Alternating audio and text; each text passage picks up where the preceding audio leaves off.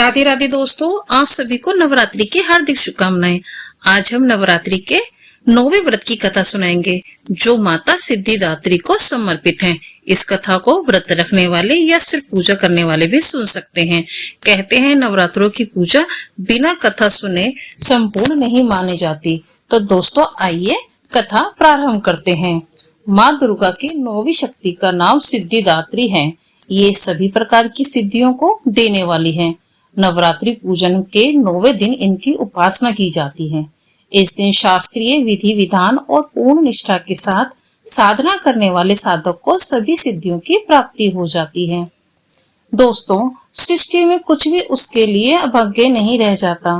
ब्रह्मांड पर पूर्ण विजय प्राप्त करने की सामर्थ्य उनमें आ जाती है।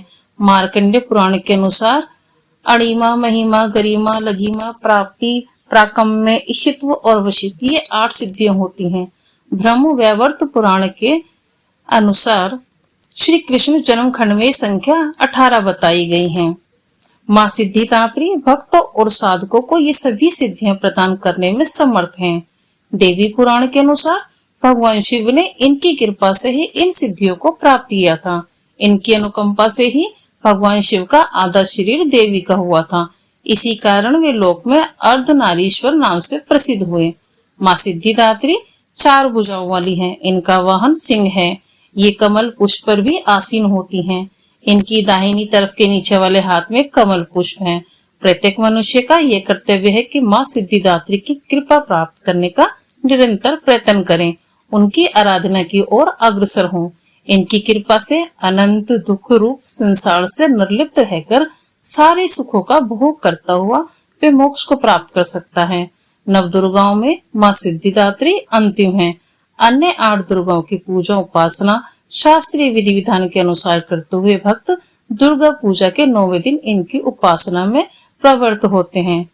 सिद्धिदात्री माँ की उपासना पूर्ण कर लेने के बाद भक्तों और साधकों की लौकिक पारलौकिक सभी प्रकार की कामनाओं की पूर्ति हो जाती है।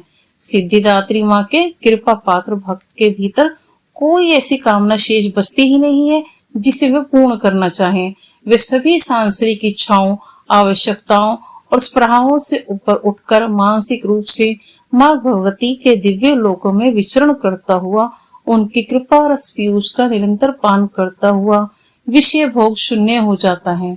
माँ भगवती का परम सानिध्य ही उसका सर्वस्व हो जाता है। इस परम पद को पाने के बाद उसे अन्य किसी भी वस्तु की आवश्यकता नहीं रह जाती। माँ के चरणों का ये सानिध्य प्राप्त करने के लिए हमें निरंतर नियमनिष्ठ रहकर उनकी उपासना करनी चाहिए। माँ भगवती का स्मरण, ध्यान, पूजन हमें इस संसार की असारता का बोध कराते हुए वास्तविक परम शांतिदायक अमृत पद की ओर ले जाने वाला है। पौराणिक कथाओं के अनुसार एक दिन भगवान शिव माता सिद्धिदात्री की घोर तपस्या कर रहे थे।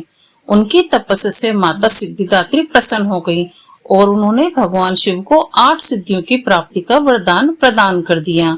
इस वरदान के फलस्वरूप भगवान शिव का आधा शरीर देवी के रूप में परिवर्तित हो गया। इसके बाद से भगवान शिव को अर्धनारीश्वर का नाम प्राप्त हुआ। शिव जी का ये रूप संपूर्ण ब्रह्मांड में पूजनीय है। धरती पर अनेकों राक्षसों का जन्म होने लगा था। ऋषि मुनियों तथा सज्जन लोगों का निवास करना मुश्किल हो रहा था। इसी बीच जब पृथ्वी पर महिषासुर नामक दैत्यों के अत्याचारों की अति हो गई थी, तब उस दानव के अंत हेतु सभी देवतागण भगवान शिव तथा विष्णु जी से सहायता लेने पहुंचे। उस दानव के अंत के लिए सभी देवताओं ने तेज उत्पन्न किया, जिसके जरिए माता सिद्धिदात्री उत्पन्न हुई। दोस्तों, आपको ये कथा कैसी लगी मुझे कमेंट करके बताएं। वीडियो को लाइक करें और शेयर करें। और हाँ, आपको कथा पसंद आई हो तो चैनल को सब्सक्राइब करना ना भूलें। जय माता की। राधे राधे।